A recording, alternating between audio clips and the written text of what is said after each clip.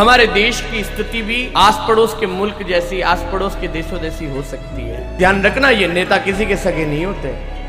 ये खुल करके कह रहा हूं आज ये बात। मैं आज भी कहता हूं, जातिवाद खत्म करो। मैं जब हिंदू होने की बात करता हूं तब मैं धर्मवाद नहीं फैला रहा। मैं अपने लोगों को अपनी जड़ों की तरफ याद दिलाने के लिए कह रहा हूं। हिंदू कहने पर हमें एक होना है।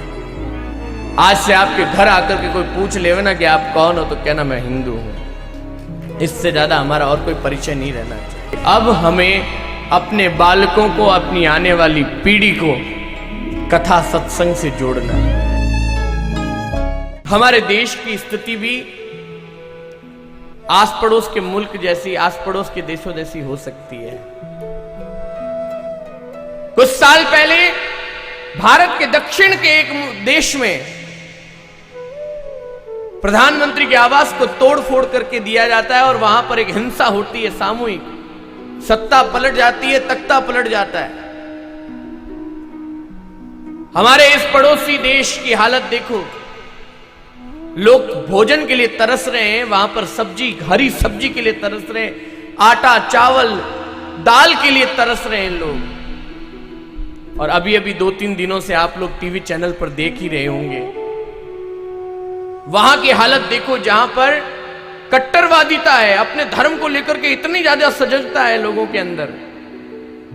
वो लोग तो हिंदुओं को काट रहे हैं, मार रहे हैं, हिंदू मंदिरों को जला रहे हैं, और हम हिंदू जो हैं अपने बच्चों को संस्कार युक्त बनाने के लिए अपना समय देना नहीं चाहते। एक तरफ कट्टरवादी धर्म है जो अपने धर्म के लोगों को कट्टरवादिता सिखाता है।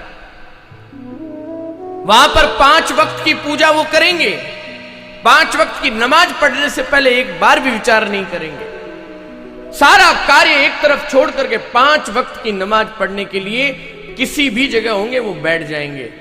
और इन हिंदुओं को कहा जाए, इन भाइयों को कहा जाए कि दुकान में दिन में सुबह और शाम 2 बार आरती कर लेना, तो इनका हाथ अगरबत्ती तक पहुंचने से पहले कष्ट देता है इनको।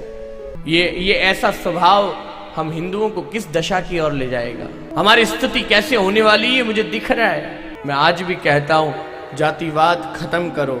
एकजुट होकर के, एक होकर के, सारा समाज मिलजुल करके अब तय कर लो, हमारा व्यवहार, हमारा आचार, हमारा विचार अब सिर्फ हिंदू समाज के साथ मिलकर के काम करेंगे। व्यवहार भी उन्हीं के साथ करेंगे, व्यापार भी उन्हीं के साथ करेंगे जो हिंदू होगा।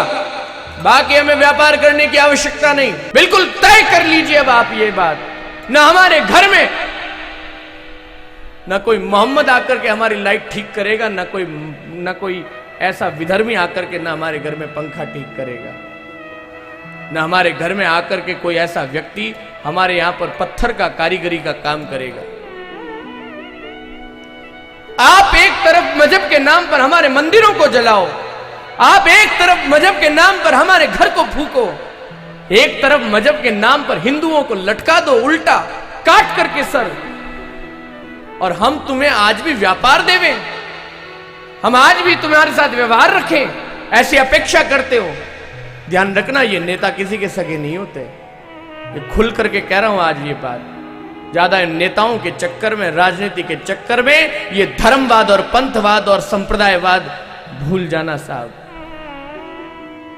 अपने हिंदू तत्व को जीवन में धारण करो। मैं जब हिंदू होने की बात करता हूं तब मैं धर्मवाद नहीं फैला रहा। मैं अपने लोगों को अपनी जड़ों की तरफ याद दिलाने के लिए कह रहा हूं कि आप अपनी जड़ों को याद करो, अपने मूल को याद करो। ये व्यापार देना बंद करो, व्यवहार इनके साथ बंद करो। खूब हो गया ये व्यवहार। उनकी तरफ से एक ही नारा निकलेगा, चाहे वो कुछ भी हो जाए, भारत में हो, चाहे वो यूनाइटेड नेशन की बिल्डिंग में हो, चाहे यूरोप में हो, चाहे इंग्लैंड में हो, चाहे अमेरिका में हो, चाहे ऑस्ट्रेलिया में हो, चाहे अफ्रीका में हो, चाहे चाइना में हो, चाहे जापान में हो। जब भी उनके ऊपर अत्याचार होता है वो एक हो जाते हैं। अत्याचार तो उन पे क्या ही होगा साहब, लेकिन किसी एक आध के साथ भी कोई घटना हो जाती है वो एक हो जाते हैं। और उस एक होने के बाद एक ही नारा निकलता है उनका। और यहां पर पूछा जाए, अभी मैं बता दूंगा ना कितना भेद है।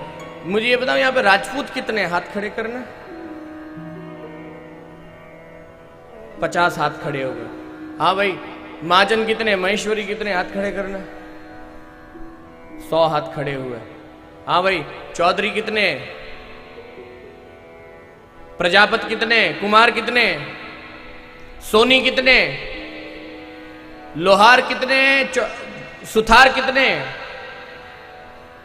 हरिजन कितने,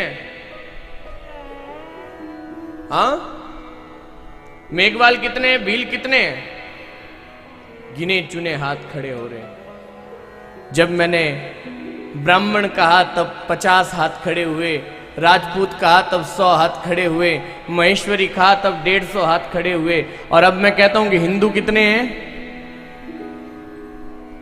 सच्चाई से बताना, हिंदू कितने? और हिंदू कितने हैं कहता हूं तो 5000 हाथ खड़े होते हैं। जब हिंदू कहने पर हमारी संख्या 5000 होती है तो इसे याद करना, हमें आगे से हिंदू ही कहना है। जब एक जाति की बात आती है तब हमारी संख्या 50 होती है, 100 होती है, 150 होती है, 200 होती है, और जब हम बात करते हैं कि हम हिंदू कितने हैं तब हमारी संख्या कितनी होती है? यह है ताकत। हिंदू कहने पर हमें एक होना है। आज से आपके घर आकर के कोई पूछ ले ना कि आप कौन हो, तो कहना मैं हिंदू हूं। इससे ज्यादा हमारा और कोई परिचय नहीं रहना चाहिए। क्या कुछ नहीं हुआ है, हमारे राजस्थान जैसी वीर भूमि पर भी अगर ये लोग आंख निकाल करके हमें देख सकते हैं, तो फिर इस वीर भूमि की वीरता को धिक्कार है साहब कि हम जैसे लोग यहां पर बैठे हैं और यहां पर भी कोई आंख निकाल करके देखता है। इसलिए आप सभी माताओं से और भाइयों से मेरा विनम्र आग्रह है, क्या एक कथा की अपनी मर्यादा है, मैं अधिक बोल नहीं सकता हूं, लेकिन जितना बोला है यह भी कम नहीं है। बस ध्यान रखो और संकेत को अपनी गांठ बांध लो। जब भी इस देश में ऐसी कोई घटना घटित हो तो बुद्धिमानी के साथ। मैं यहां से आपको हिंसा करने के लिए नहीं कह रहा। ऐसा कुछ हो तो आप लोग भी तलवारें निकालो और काट डालो ना, ये काम हमारा नहीं। ये अगर हम करते हैं तो उनमें और हम में कोई फर्क नहीं रह जाए। बुद्धि से अब हमें असल तलवार को नहीं, बुद्धि की तलवार का उपयोग करना है। जब जब ऐसी घटना हो, जितना समय हो सके संकल्प लो और अधिक लोगों को प्रेरित करो। व्यापार बंद कर दो, इनके साथ व्यवहार बंद कर दो। जब बिजनेस नहीं होगा, खाने को अन्न नहीं मिलेगा, कमाने को धन नहीं मिलेगा, तब अपने आप बुद्धि ठिकाने आ जाएगी। समझदारी से काम लो। मैं आपको बहुत समझदारी का मंत्र दे रहा हूं। मैं यहां से हिंसा करने के लिए कहूंगा तो दोषी भगवान मुझे भी ठहराएगा। हिंसा का भाव मत रखना।